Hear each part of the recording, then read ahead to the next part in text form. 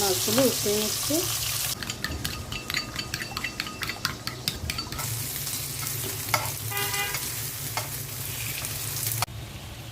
পানি দিয়ে দিচ্ছি। ঢেঁড়সটা আমি একটা। আসসালামু আলাইকুম, সবাই কেমন আছেন? আলহামদুলিল্লাহ আমি ভালো আছি। দুপুরে রান্নার আয়োজন শুরু করেছি। পটল আর আলু কেটে নিয়েছি, পাবদা মাছ হলুদ মরিচ দিয়ে মেখে নিয়েছি, ঢেঁড়স ভাজি করব, ঢেঁড়সটা কেটে নিয়েছি, আর আলুর চপ করব। সব কিছু গুছিয়ে রাখলে রান্না করতে বেশি সময় লাগে না। আমি সবসময় সব কিছু গুছিয়ে নিই।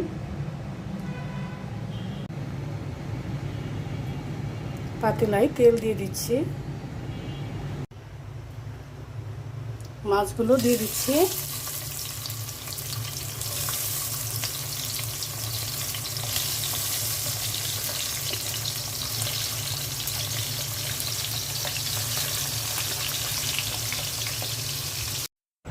আলুর চপ ভাজার জন্য একটা ডিম নিয়ে নিয়েছি, লবণ দিয়ে দিলাম। এখন ভালো করে ফেটে নিব। মাছগুলো উল্টে দিচ্ছি। এত কড়া করে ভাজবো না, হালকা একটু ভেজে নেব।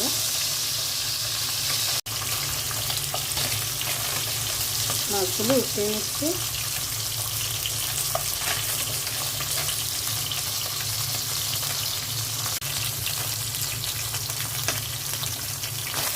পেঁয়াজ দিয়ে দিচ্ছি তরকারি রান্নার জন্য।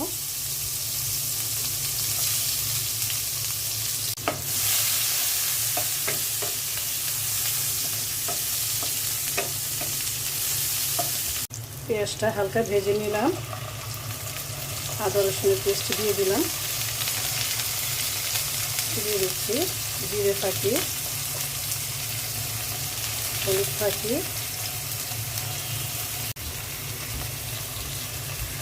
শুকনো মরিচের গুঁড়ো, আর দিয়ে দিচ্ছি লবণ। এখন অল্প করে পানি দিয়ে দিচ্ছি।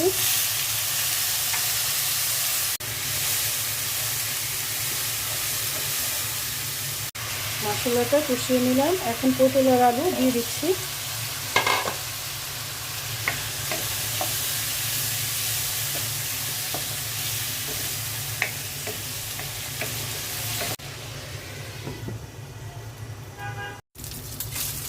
এখন চপগুলো ভেজে নিব।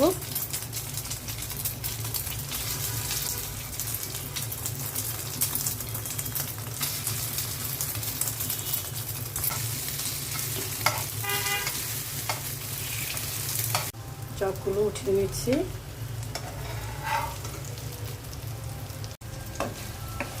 পটল আর আলুটা কষানো হয়ে গেছে। এখন আমি মাছগুলো দিয়ে দিব।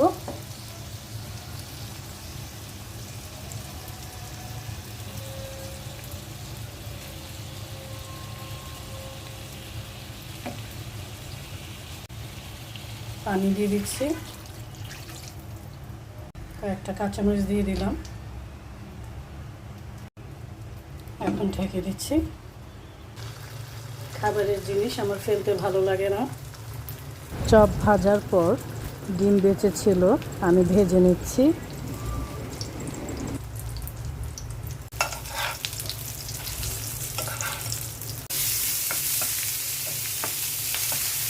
এখন আমি ঢেঁড়সটা ভেজে নেব।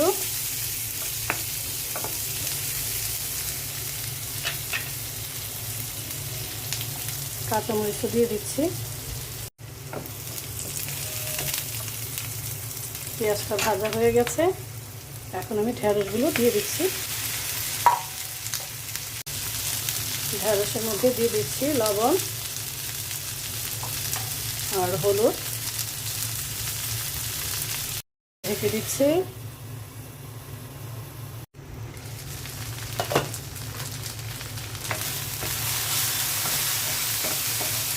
ঢেঁড়স ভাজাটা হয়ে গেছে। দেখি আমার পটলের তরকারির কি অবস্থা, আলুটা সিদ্ধ হয়েছে কিনা। এই তো হয়ে গেছে। ঢ্যাঁড়সটা এখন আমি প্লেটে ঢেলে নিচ্ছি।